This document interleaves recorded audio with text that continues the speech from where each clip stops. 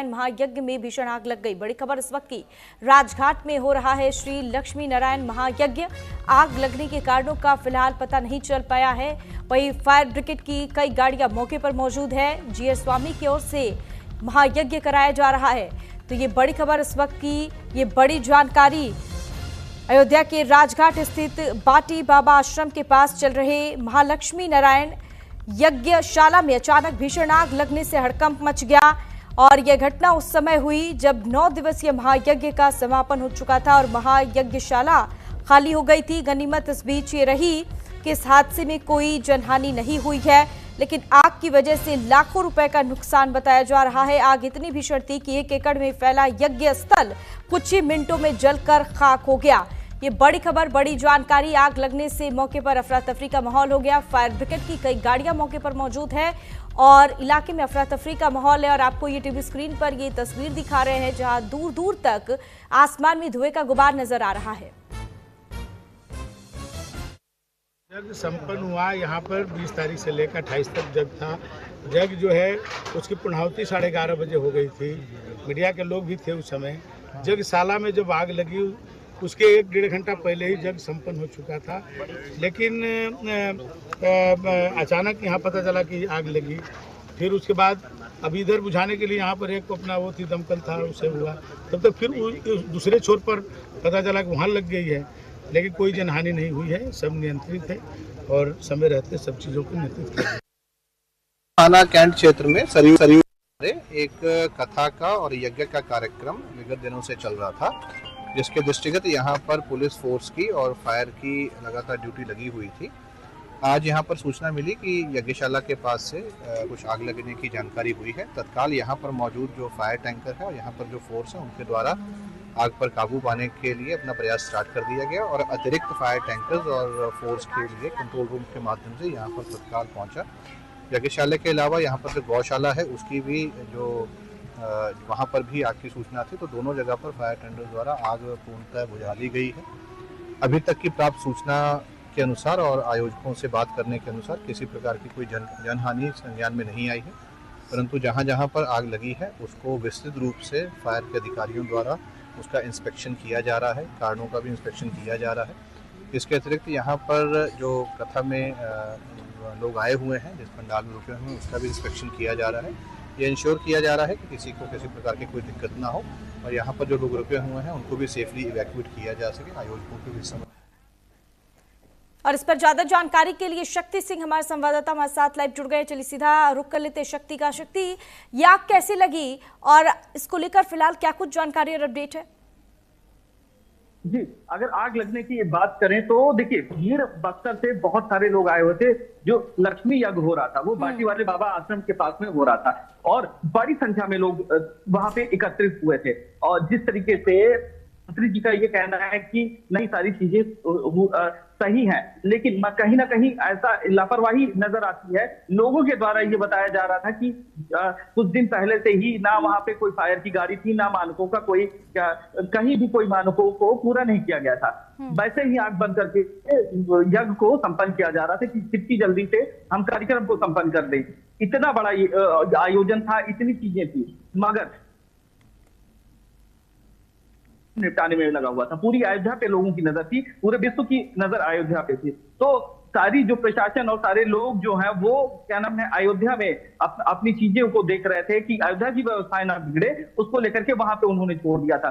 तो कहीं ना कहीं ये लापरवाही और जो यहाँ के प्रशासनिक अधिकारी हैं, जो यहाँ के जिम्मेदार हैं, वो भी कहीं ना कहीं अब उस पे पालिश लगाते हुए नजर आ रहे हैं कि ये जो है इसको संभाल लिया गया है। यहाँ पर मौके पर फायर ब्रिगेड उपलब्ध करा दिए गए हैं। अभी जब आगजनी हो गई तब प्रशासन क्यों जगता है? बड़ा सवाल ये है कि जब कोई घटना हो जाती है तब घटने पर पहुंच करके क्या नाम है प्रशासन उसको फिर उस पर लीपापोती करना चालू कर देती है। और अभी जब कुछ मीडिया कर्मी जो बता रहे थे कि मंत्री जी के द्वारा जो बताया जा रहा था कि कोई किसी को कोई वो नहीं हुआ, कुछ ऐसे फुटेज भी आई है जो जिला हॉस्पिटल अयोध्या की बात करें हम तो वहां पर कुछ लोग आए हुए थे जो आग से जले हुए थे और वहां से आए थे। बस वो लोग भी ऐसा था कि छुपाने में लगे हुए हैं, मीडिया कर्मियों से बदतमीजी करते भी नजर आए। वो सारे लोग उनसे बोलते हुए नजर आए कि आप फुटेज मत बनाइए, नहीं तो मंत्री जी से कह करके डिलीट करवा देंगे। तो इस तरीके का और इस तरीके की चीजें जो है वो सामने निकल के आ रही थी। जैसे जब कोई बड़ी घटना हो जाती है, इंतजार क्यों करते हैं,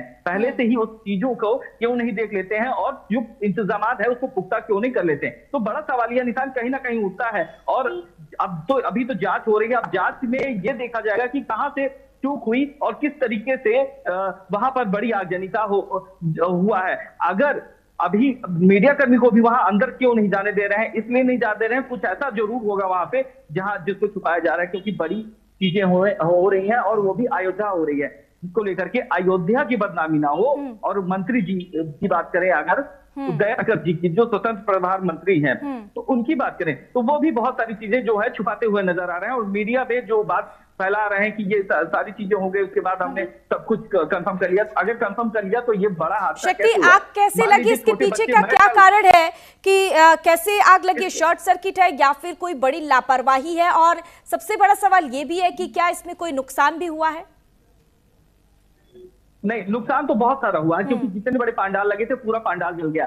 अभी अंदर में जाने को नहीं मिल रहा है कि, तो अब जब अंदर मीडिया नहीं जाएगी तो ये कैसे पता चल पाएगा वहां पे किसको चोट लगी है, कौन आग में जला है, कौन नहीं जला है, उसमें कितने लोग मरे हैं, कितने लोग नहीं। अभी इसकी किसी भी चीज की पुष्टि नहीं हो पाई है। और आग किस कारण लगी है उसकी भी पुष्टि अभी नहीं हो पाई है। जो अधिकारी हैं वो जांच कर रहे हैं, जांच करने के बाद में जो सामने आएगा, निकल के आएगा, फिर उस तरीके से फिर चीजों को फिर बताया जाएगा। मगर एक बड़ा सवाल उठता है कि जब घटना हो जाती है उससे पहले प्रशासन क्यों नहीं जगता?